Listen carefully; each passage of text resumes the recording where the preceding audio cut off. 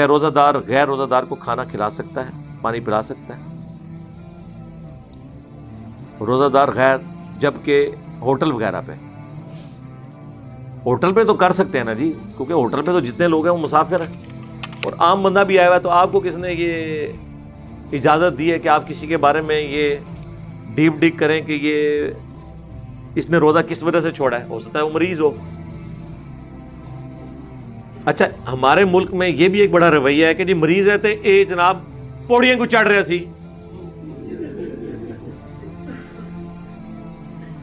کیا فضول حرکت ہے یار۔ شوگر کے مریض ہیں، فٹ فاٹ ہے، روزہ نہیں رکھ سکتے کیونکہ انہیں انسولین لگانا پڑتی ہے۔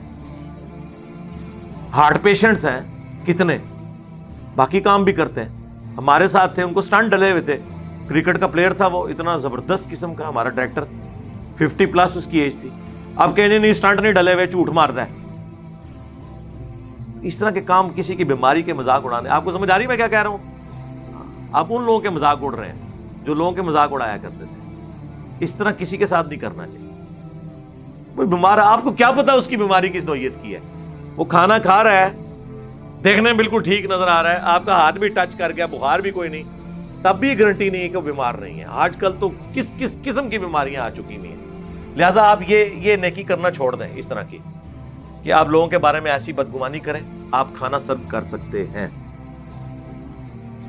اور ایک مجھے وہ ضمن حدیث یاد آ گئی بخاری مسلم کی، ایک سفر کے دوران کچھ صحابہ نے روزہ رکھا ہوا تھا، کچھ نے نہیں رکھا ہوا تھا۔ جب افطار کا وقت آیا تو جنہوں نے رکھا تھا وہ تو منہ دے پہ گئے، ریگستانی ماحول، اور جنہوں نے نہیں رکھا ہوا تھا انہوں نے جب سواریاں رکی، ٹینٹ سارے انہوں نے لگائے، افطاری کا بندوبست انہوں نے کیا، دوسرے تو ان میں تو اتنی طاقت ہی نہیں تھی۔ تو نبی علیہ السلام فرمایا آج روزہ نہ رکھنے والے روزہ رکھنے والوں پر بازی لے گئے۔ یہ حدیث بخاری میں بھی ہے اور مسلم میں بھی۔ سفر میں پریفریبل یہی ہے کہ اگر آپ کا ٹف سفر ہے تو آپ روزہ چھوڑ دیں، اور خام خواہ نہ خود مصیبت میں ڈلیں نہ کسی کو ڈالیں۔ البتہ اگر کسی نے روزہ سفر میں رکھا ہوا ہے تو وہ توڑ بھی سکتا ہے اور اس کو کوئی گناہ نہیں ہوگا، اس کے بدلے ایک روزہ رکھ لے۔ اب یہ نہیں ہے کہ چونکہ میں اب رکھ بیٹھا ہوں تو میں نے نمانا ہے، نہیں۔ بخاری مسلم دونوں میں حدیث ہے، نبی علیہ السلام جب فتح مکہ کے لیے نکلے تو عصر کے بعد جا کے آپ نے روزہ توڑا اپنا، حالانکہ بالکل اینڈ پہ روزہ پہنچ چکا تھا، 2 گھنٹے رہ گئے ہوں گے۔ تو آپ صلی اللہ علیہ وآلہ وسلم نے پبلکلی پیالہ اٹھایا، صحابہ میں بلند کیا، یوں روزہ توڑا اور فرمایا کہ سارے روزہ توڑ دو، کیونکہ آگے جنگ ہونے والی تھی۔ اس حالت میں جنگ، جو خیمے نہیں جن سے لگ رہے، انہوں نے جنگ کیا لڑنی تھی، سارے شہید ہی ہو جاتے۔ پھر بھی کچھ لوگوں نے روزہ نہیں توڑا، تو آپ نے فرمایا جنہوں نے روزہ نہیں توڑا وہ میرے نافرمان ہیں۔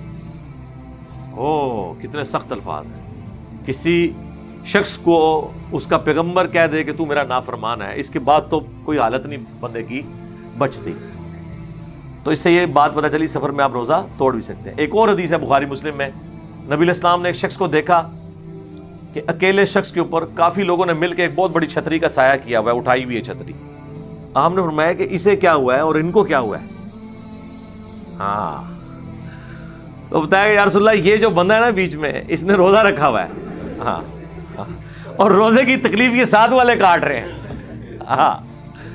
تو آپ نے فرمایا سفر میں روزہ رکھنا کوئی نیکی کا کام نہیں ہے۔ اس طرح کا روزہ لوگوں کو عذاب میں ڈال کے، اس پہ آپ نے وہاں پہ فرمایا تھا کہ اس طرح کا روزہ کوئی نیکی کا کام نہیں سفر میں روزہ رکھنا۔ البتہ جائز ہے، آپ سفر میں روزہ رکھ سکتے ہیں۔ سنن نسائی میں حدیث ہے، اما عائشہ کہتی ہیں ایک سفر کے دوران میں نے نماز پوری پڑھی، نبی علیہ السلام نے قصر کیا، میں نے رمضان کا روزہ رکھ لیا، نبی علیہ السلام نے رمضان کا روزہ چھوڑ دیا۔ بعد میں جب میں نے اللہ کے نبی سے ذکر کیا تو آپ نے فرمایا احسنتی یا عائشہ، عائشہ تم نے اچھا کام کیا ہے، لیکن مجھ پہ بھی کوئی ملامت نہیں ہے۔ ٹھیک ہے، تو الحمدللہ دونوں طرف چیزیں موجود ہیں۔